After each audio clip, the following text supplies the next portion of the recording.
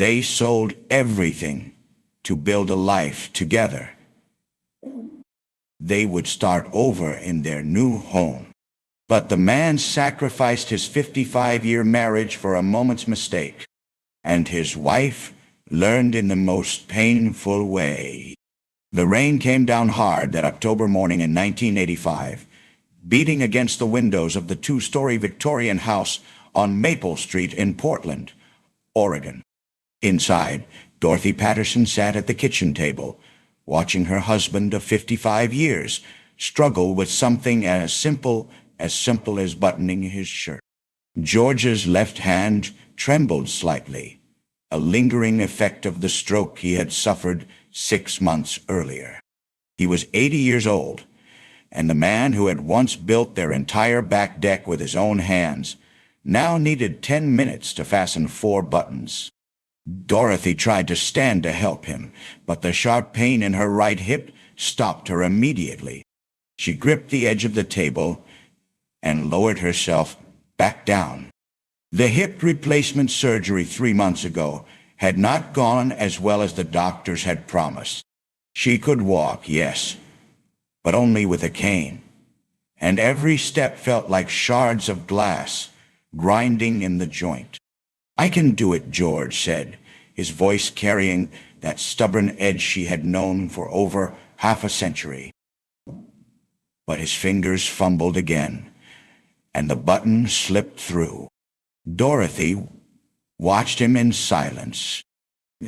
This house, their home since 1947, suddenly felt like a prison. The bedroom was upstairs. The bathroom was upstairs. The laundry room was in the basement. Every essential part of their daily life required climbing stairs that had become mountains. They had talked about moving the bedroom downstairs, but that would mean giving up George's workshop in the basement or her sewing room on the first floor. And even then, there was still the front porch with its 6 steep steps, the narrow hallways, the bathtub that Dorothy could no longer climb into safely. Their daughter Linda had been visiting more frequently, her concern growing with each trip from Seattle. She would find them wearing the same clothes for 3 days, because neither could manage the basement stairs to do laundry. She would discover spoiled food in the refrigerator, because Dorothy could not stand long enough to cook proper meals. She would see her father, a man who once hiked Mount Hood, exhausted from simply walking to the mailbox. "Mom, Dad, we need to talk about this," Linda said one evening in November, sitting at that same kitchen table. She had brought brochures with her, colorful pamphlets showing smiling elderly people in sunny California landscapes. There are places designed for people in your situation, retirement villages where everything is accessible, where there are medical facilities on site, where you would not have to worry about stairs or cooking or being alone if something happened. George's jaw tightened. "We are not going to some old folks' home to sit around waiting to die. It's not like that, Dad. These are actual communities. People have their own homes, their own lives.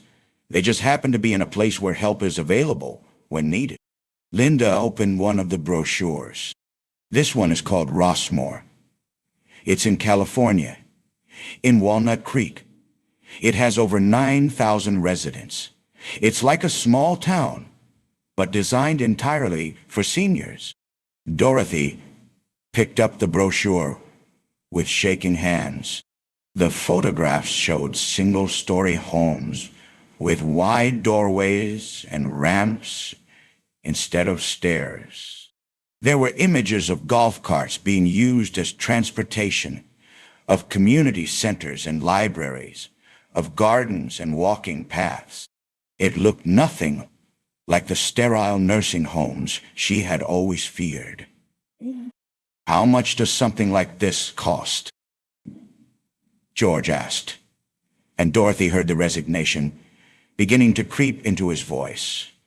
That's the thing, Linda said gently. You would need to sell the house. These places require a significant buy-in. But Dad, this house is worth a lot now. The real estate market in Portland is booming. You could sell this place and have enough to buy into a community like sell the house. The words hung in the air like a death sentence. This house, where they had raised Linda and her brother Michael. This house where George had carried Dorothy over the threshold in 1947. This house where every room held 50 years of memories. But that night, after Linda had returned to her hotel, George fell on the stairs. He caught himself on the railing, preventing a tumble that could have killed him.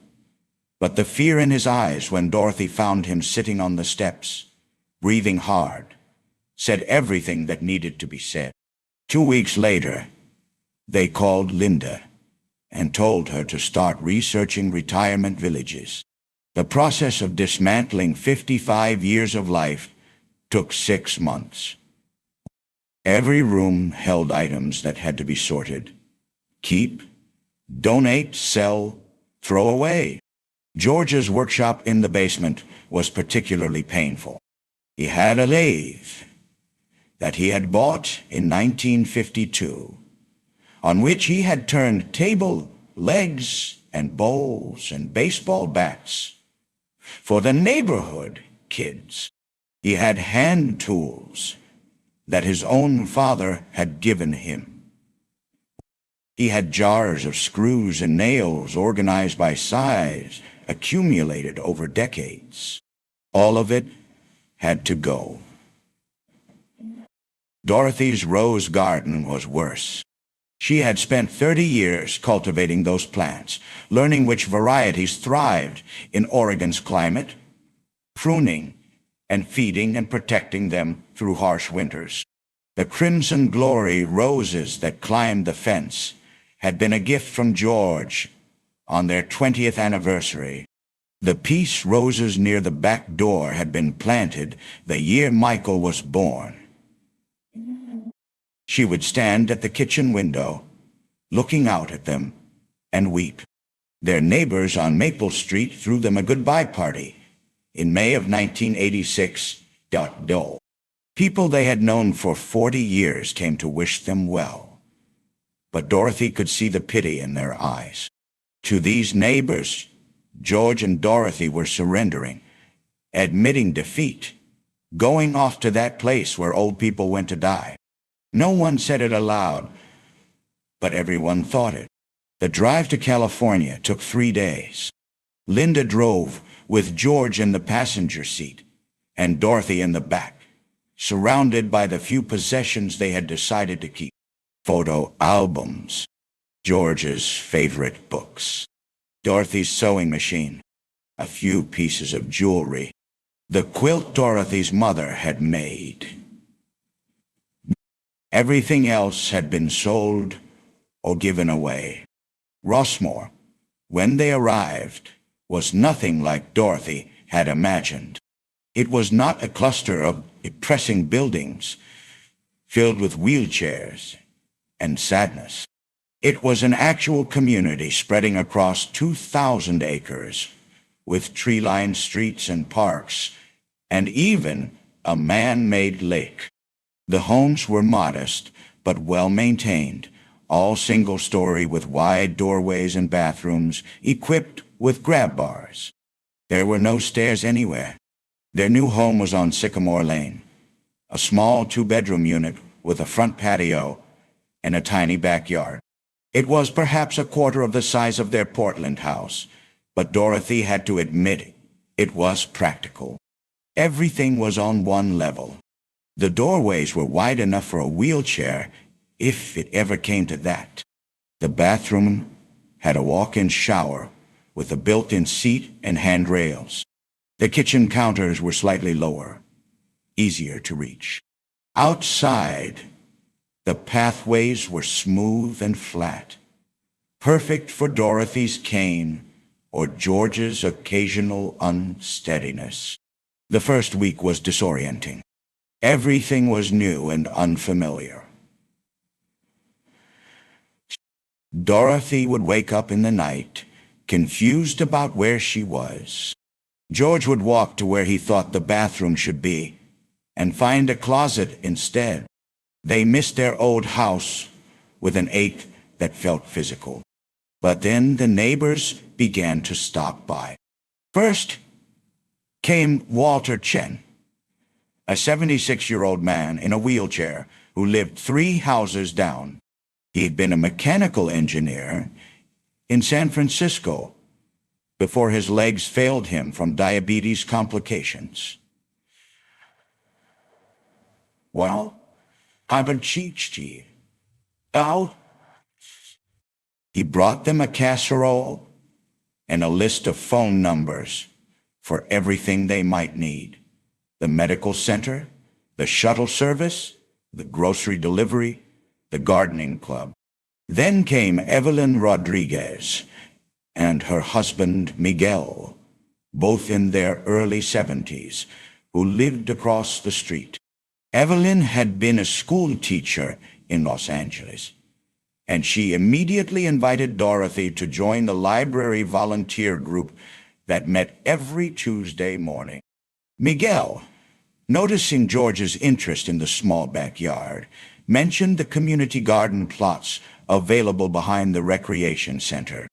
Within 2 weeks, Dorothy had been invited to a yoga class specifically designed for people with joint problems, a book club that met monthly, and a ceramics workshop. George, more slowly and reluctantly, was drawn into Walter's weekly poker game and introduced to the woodworking shop in the community center, which had equipment almost as good as what he had left behind in Portland. The transformation in Dorothy was remarkable. After just a month, she was smiling more than George had seen her smile in years. She would come home from the library with stories about the people she had met, the books she had recommended, the children from the local elementary school who visited for story time. The yoga class, taught by a 72-year-old former dancer named Patricia, was helping her hip flexibility. The pain was still there, but Dorothy moved more easily, and the cane stayed in the corner more often than not. She made a particular friend in Janet Morrison, a 74-year-old widow who lived on the next street over. Janet had lost her husband to cancer 3 years earlier and had moved to Rossmore from San Diego to be closer to her daughter. She was a cheerful woman with silver hair cut short and a laugh that sounded like wind chimes. She and Dorothy would have coffee together almost every morning, sitting on Dorothy's patio and watching the neighborhood wake up. It was Janet who taught Dorothy small tricks that made daily life easier. When Dorothy complained about lingering cooking smells after making fried fish, Janet told her to drop a few sprigs of parsley into the oil while cooking. The parsley would absorb most of the odor. When George mentioned his persistent bad breath, despite brushing his teeth, Janet suggested chewing cloves or making a mouthwash from boiling sage leaves and gargling with it lukewarm. These were simple remedies, the kind of practical wisdom that women of their generation passed down, and Dorothy appreciated everyone. George's adjustment was slower and more resistant. He attended the poker games, but rarely spoke much. He would go to the woodworking shop, but often just sat and watched others work, his hands remaining idle. In the evenings, he would sit on their small patio and stare toward the west, as if he could somehow see Oregon from there. "You need to give this place a chance," Dorothy told him one night as they sat together watching the sunset. Everyone here has been so welcoming. There are activities, opportunities. We can have a life here. It's not our life, George said quietly. It's someone else's life that we are borrowing. But Dorothy persisted, and gradually, very gradually, George began to soften. He joined the garden club and was given a plot where he started growing tomatoes and peppers. The physical work, even the limited amount he could manage, felt good. He began talking more with Walter and the other men in the poker game. He learned that Marcus Williams, a 79-year-old retired postal worker, had also built his own house back in Michigan, and they would spend hours discussing construction techniques and tools. By the end of their first year at Rossmore, Dorothy had fully embraced their new life. She had volunteered to organize the holiday party at the library. She had convinced George to attend a dance at the community center. She had even started a small container garden on their patio, growing herbs and a few flowers, nothing like her Portland rose garden, but enough to bring her joy. George was better, but not fully present. Dorothy could see it in his eyes. Sometimes, a distance, a sense of loss that had not healed. She understood it. She felt it too, occasionally, when she would wake up and forget where she was. But she had learned to push through it, to find joy in this new chapter, and she wished George could do the same. Then, in the spring of 1987, Barbara Whitmore moved into the house next door. Barbara was 72 years old, a widow, whose husband had died from a sudden heart attack 3 years earlier, while they were still living in Sacramento.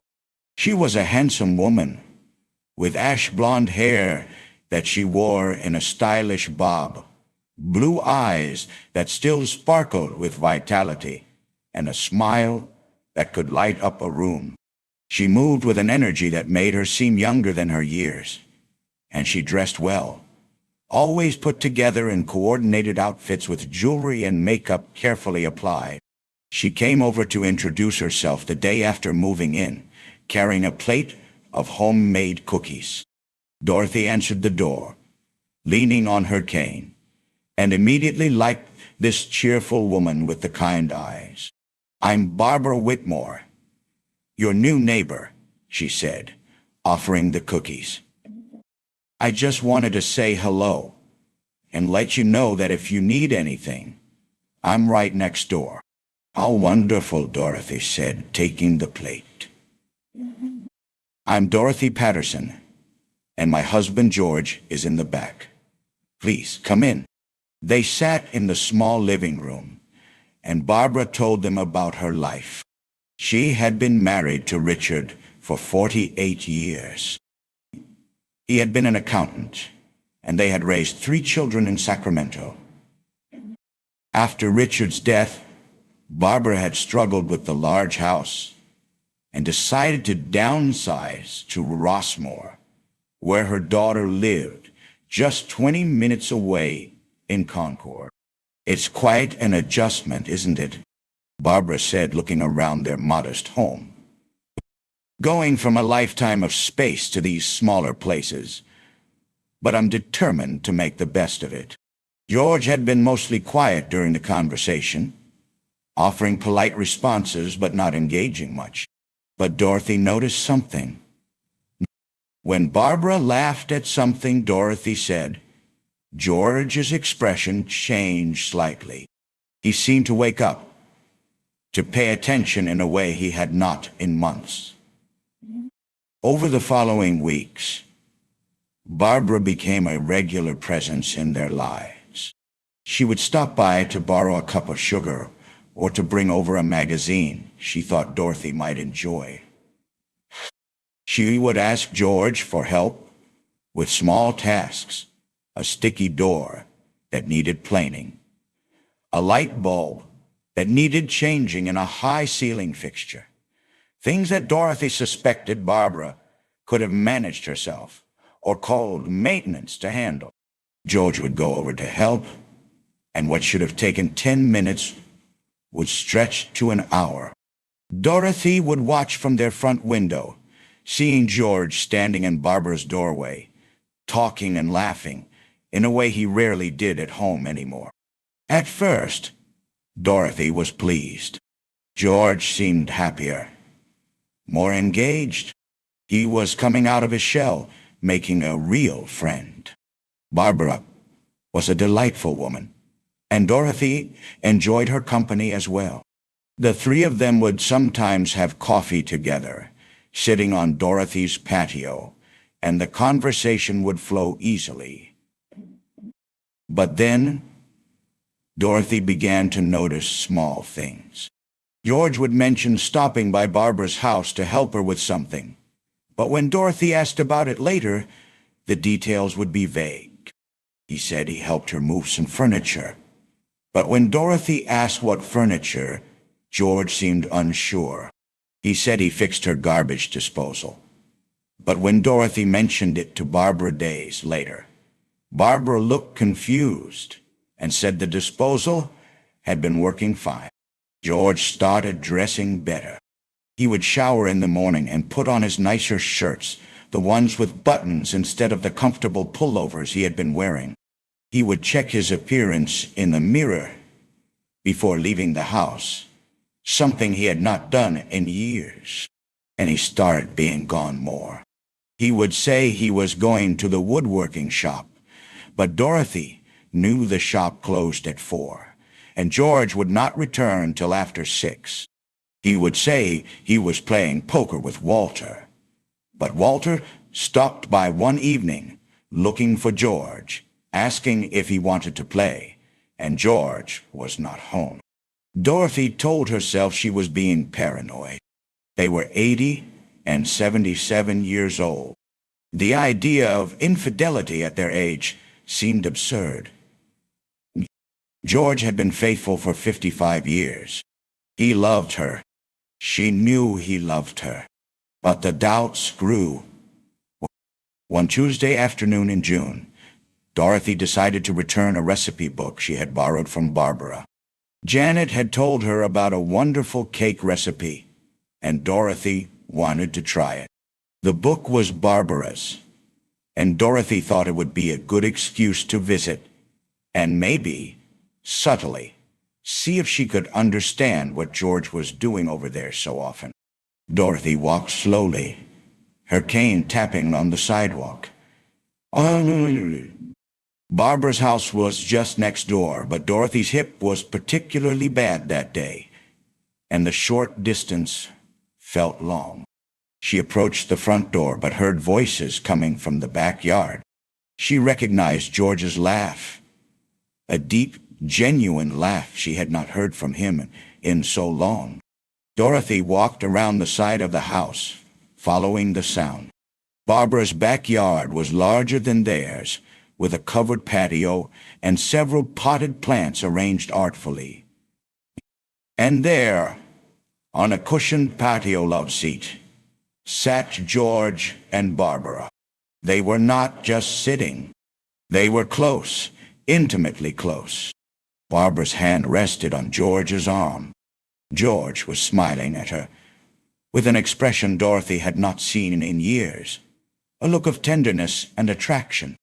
As Dorothy watched, frozen and unseen, Barbara leaned in and kissed George's cheek, and George turned toward her, and their lips met.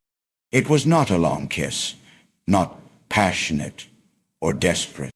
It was gentle, affectionate, the kind of kiss shared by two people who had been intimate before, who were comfortable with each other. Dorothy felt the recipe book slip from her fingers and hit the ground. Neither George nor Barbara heard it. They were too absorbed in each other. The pain hit Dorothy like a sledgehammer to the chest. It was not the dull ache of her hip or the stiffness of her hands. This was sharp, crushing, radiating from the center of her chest down her left arm. She tried to breathe and could not. She tried to call out and could not. She staggered backward, knocking into a decorative metal planter.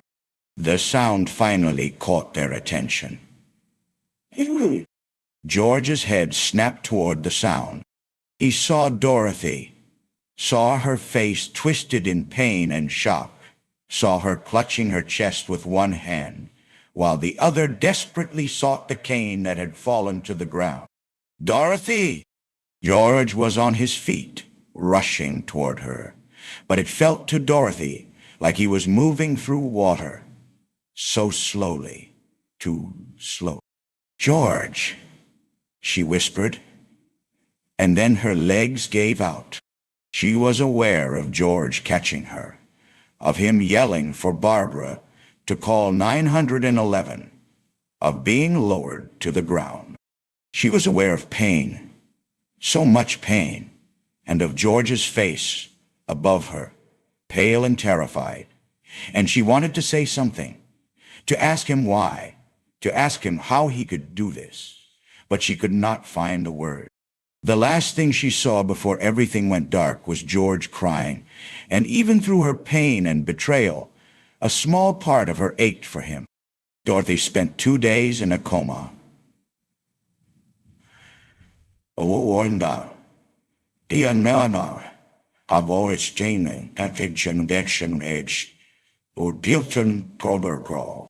She was in the cardiac unit at John Muir Medical Center in Walnut Creek, hooked up to machines that beeped and hummed. She had suffered a massive heart attack, the doctor said. The emotional shock combined with her existing heart condition, which no one had known was so serious, had caused a near-fatal cardiac event. George sat by her bedside every hour that the hospital would allow. His face was haggard, his eyes red from crying. Linda flew in from Seattle within hours of getting the call, and when she saw her father, she barely recognized him. He looked like he had aged 10 years in 2 days. "What happened?" Linda demanded. "The neighbor said Mom collapsed in someone's backyard." "What was she doing there?" George could not answer. He could only shake his head, tears streaming down his face. Linda found out anyway. Evelyn Rodriguez, the neighbor across the street, told her. Evelyn had seen George going to Barbara's house frequently. She had suspected something, but had not wanted to believe it or cause trouble. But now, with Dorothy in a coma, Evelyn felt Linda needed to know. Linda confronted her father in the hospital waiting room. Her voice was low, but shaking with rage. "How could you? After 55 years, after everything you have been through together, how could you do this to her?" George sat with his head in his hands. "I don't know. I don't know. I never meant. Barbara made me feel young again. She laughed at my jokes. She looked at me like I was still someone worth looking at. Your mother and I, we have been focused on survival for so long. That is the most selfish thing I have ever heard you say." Linda's voice cracked. "Mom needed you. She needed you to be faithful, to honor your vows. And you threw it all away for what? For some woman who made you feel good about yourself?" George had no defense. There was none. On the morning of the second day, Dorothy's eyes opened. George was there, holding her hand, her gaze focused on him. And for a moment, neither of them spoke. Then Dorothy whispered, "Why?" George could not answer. He just wept. Dorothy's eyes filled with tears. 55 years, George? 55 years. I'm sorry. God, Dorothy, I'm so sorry. Please, please forgive me. But Dorothy's eyes were already closing. She was too weak to sustain consciousness. But George had seen what was in that brief look. Hurt, betrayal, and underneath it all, still, impossibly, love. Dorothy never woke up again. Her heart, already damaged by the attack, gave out that evening. The monitors began to alarm, and nurses rushed in, but it was too late. She died at 8:47 p.m. on June 18th, 1987, with George holding her hand and begging her not to leave him. The funeral was held 5 days later at the community center in Rossmore. It seemed like half the village attended. Dorothy had been there only a year, but she had touched so many lives with her kindness and volunteer work. The library staff came. The yoga class came. Janet Morrison sobbed openly, leaning on her daughter for support. George stood by the casket, still and silent. He did not cry. He could not. It was as if something inside him had broken beyond the capacity for tears. Linda arranged everything. She could barely look at her father. Her brother, Michael, flew in from Chicago, and when he learned what had happened, the look he gave George was pure disgust. Barbara did not attend the funeral. She had packed up and left Rossmore 3 days after Dorothy's death. Word had spread quickly through the community about what had happened, and the judgment was swift and harsh. Women who had smiled at Barbara in the hallways now turned away. Men who had been friendly now glared. Barbara's daughter helped her find an apartment in Sacramento, and she moved out in the middle of the night, leaving the house next to the Pattersons empty. After the funeral, Linda tried to convince George to move back to Portland or to come live with her in Seattle, but George refused. "I need to stay here," he said quietly. I don't know what I need, but I can't leave." Linda left him there in the small house on Sycamore Lane, alone. The weeks that followed were the darkest of George's life.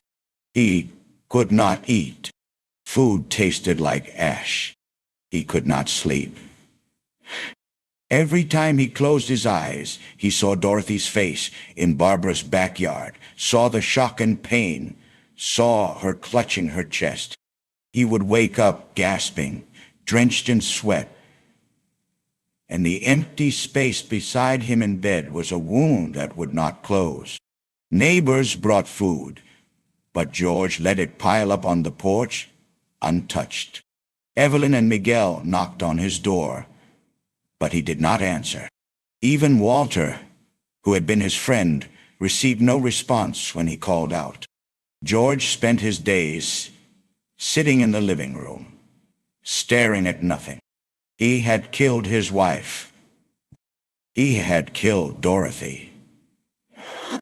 She had been the best thing in his life, the woman who had stood by him through everything, and he had destroyed her for a few moments of selfish pleasure, for the ego boost of feeling desire. He thought about ending it. The idea came to him in the quiet hours of the night. He could take pills. He could walk into traffic. He could simply stop eating and drinking and let himself fade away. He deserved it. Death would be a mercy he did not deserve but desperately wanted. A month after Dorothy's death, Walter Chen had enough. He wheeled himself up to George's door and pounded on it with a force that shook the frame. "George Patterson, you open this door right now, or I swear I will call the police to break it down." No response. "I know you are in there, George. I can see you through the window. Open the door." Still nothing. "Fine. I'm calling 911. I will tell them there is a medical emergency. They will break down your door, and everyone will see what you have become. Is that what you want?" The door finally opened. George stood there, and Walter barely recognized him. The man had lost at least 20 pounds. His face was covered in patchy stubble. His clothes hung on him, wrinkled and stained. He smelled of sweat and unwashed laundry. "What do you want, Walter?" George's voice was barely a whisper. "I want you to let me in." George stepped aside, and Walter wheeled himself into the living room. The smell was worse inside. Stale air, rotting food, despair. Walter said nothing at first. He just sat there in his wheelchair, looking at George, who had collapsed onto the couch. "You did a terrible thing," Walter finally said. "You betrayed your wife. You broke her heart. And yes, that contributed to her death. You have to live with that." George flinched as if struck. "But you know what else?" Walter continued. "Dorothy loved you. Right up to the end she loved you. I saw it in her eyes those times we all had coffee together. She loved you, George, even after she knew. And I think she would not want you to die like this, alone and filthy." "You don't know what she would want," George said bitterly. "Maybe not. But I know what I want. I want my friend back. I want the man who taught me how to use a wood lathe, who told me jokes at poker, who was starting to build. I don't know how. I'm going to see. Be sure. I'm seeing one too. Then let me help you figure it out." Walter came back every day after that. He brought food and made sure George ate it, even if it was just a few bites. He opened windows to air out the house. He brought fresh clothes and made George shower and shave. He just sat with George in silence, because sometimes that was what was needed. Slowly, incrementally, George began to function again. He started eating more regularly. He began doing his own laundry. He answered the door when people knocked. One morning, about 6 weeks after Dorothy's death, George walked out to the backyard. Dorothy's container garden on the patio had died from neglect. The herb plants were brown and brittle. The few flowers she had planted were wilted and gone. George stood there, looking at the dead plants, and felt something shift inside him. These plants had been Dorothy's attempt to bring beauty into their small space, and he had let them die, just as he had let her die. He went to the community garden center and bought new soil, new plants. He bought rose bushes, 2 of them, the same crimson glory variety that Dorothy had loved in Portland. He spent the entire day replanting the containers, preparing the soil, setting the roses in carefully. His hands, which had been idle for so long, remembered the work. The physical labor felt good, purposeful.